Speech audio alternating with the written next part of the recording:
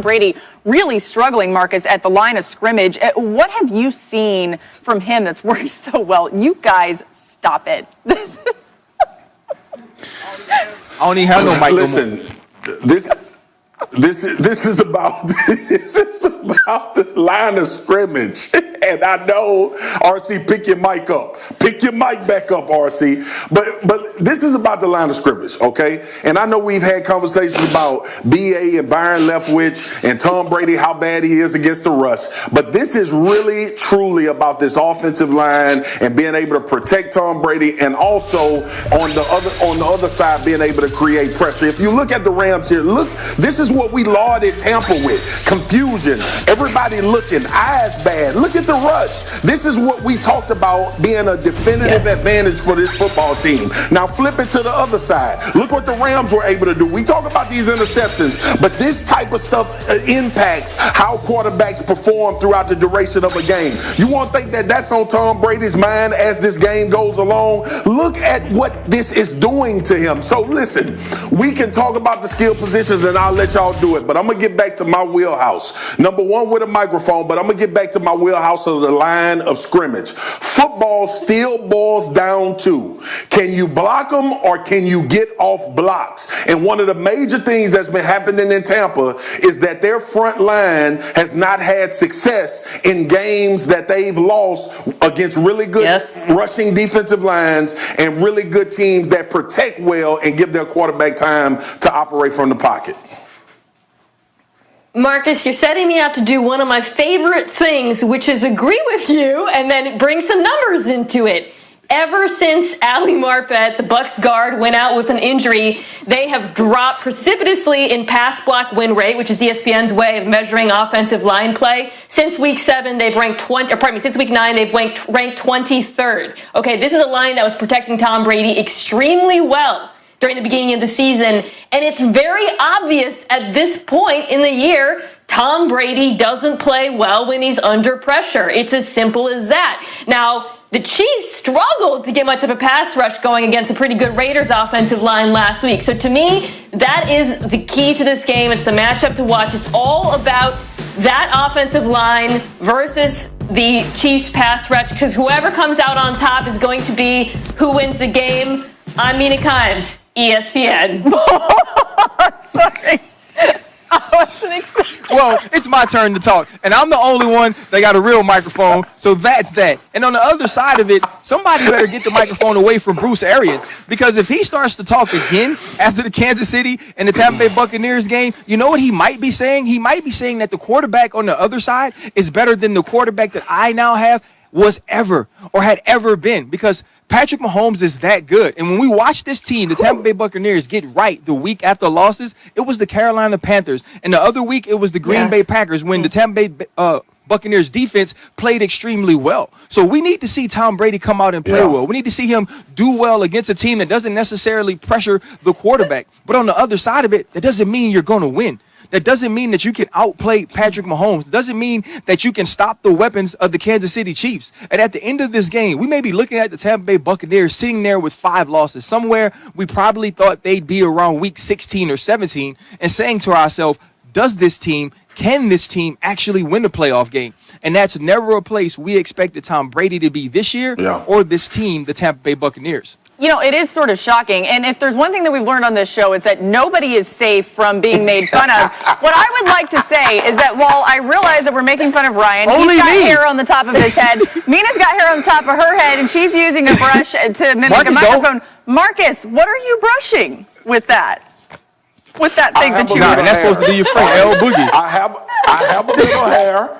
I have a little hair, and the good Lord says, what you do with a little shows me what you'll do with a lot. So I try to take care of my little that I have so he can give me some more hair at some point as this career. Marcus, your hair is great. Time for one more thing before we go, and for that, we're going to send it right to Marcus Spears once again because he's got a great story to tell you about.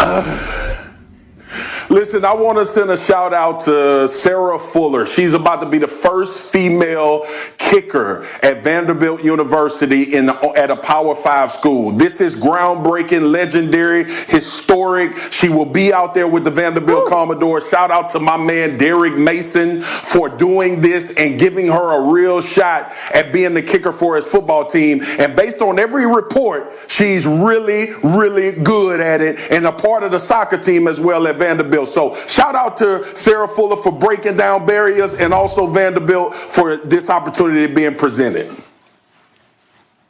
November 27th is always an extremely tough day in my household. Sean Taylor was one of my closest friends. I believe if it wasn't for him, I never get to be a starter in this league because he was so amazing, so great that they just needed a dude that could just stand next to him. 13 years ago, I sat on my steps crying and I told my son Jordan what happened to his Uncle Sean. Fast forward to this week, Jordan gets his first tattoo, and it says S. Dot forever, because that's what we call Sean. And so for us, this is a very important day. This is a day we like to remember him. This is the day I want everybody around the football world, around the world, to know how great of a person he was, but he was a better player, a better man, and a better father. Thank y'all. Well, you said it, Laura. It's huge because they get the bye. Right now they are in pole position, and it does come down to these next few games when Drew Brees is out. Look, yesterday I had pumpkin pie. On Sunday, I had to have some humble pie. And so did everyone else on this show watching Taysom Hill, because he was much better than pretty much anyone expected, honestly. He wasn't Steve Young, yeah, but he wasn't Steve Old either. He looked like an NFL quarterback. The difference this week is Denver is a much better defense than Atlanta, and they also have the benefit of knowing what's coming. If it's anything like last week's game plan, it's going to be a lot of play action to Michael Thomas. Now, Denver, again, without being surprised like Atlanta was, they might be more likely to stop that. So my question is going to be, is Sean Payton going to adjust the game plan? Will they benefit from surprise again? Because this is a huge game for New Orleans. Yeah, what's your counterpunch? When someone hits you in the mouth, what's going to be your next step? What are you going to do? And that's what we have to see from Taysom Hill. It was a very easy game plan last week against the Atlanta Falcons. The Atlanta Falcons were in limbo. They had no idea how Taysom Hill would be used. Shoot, neither did I. I wasn't ready for that. I had to eat that humble pie. I said myself, he looked extremely quarterbacking the New Orleans Saints. And so now, what's the step on defense to stop him? And when they do that, what does Sean Payton come up or devise in order to help Taysom Hill continue to succeed? And I'm excited to see that this week against who is a very good defensive mind in Vic Fangio. Yeah, you know, Marcus, coming into the season, a lot of people thought one of the reasons why the Saints would be a Super Bowl contender had to do with their defense. And then the defense didn't really look like we expected them to look, but things have gotten better of late. What's your thought on this Saints D and how that can even help Taysom? Yes, El, I know we like talking about the young, muscular lad from Brigham Young and Taysom Hill, but the real story here with the New Orleans Saints is the defense over the past few weeks. He's young, RC. We old. We have to accept it. You and I are old now. He's young. He was born in the 90s, okay? Listen, this is the thing, though. Like, we look at the New Orleans Saints and we understand that Sean Payton is a guru and he can matriculate and do things offensively and kind of cover up some of those weaknesses.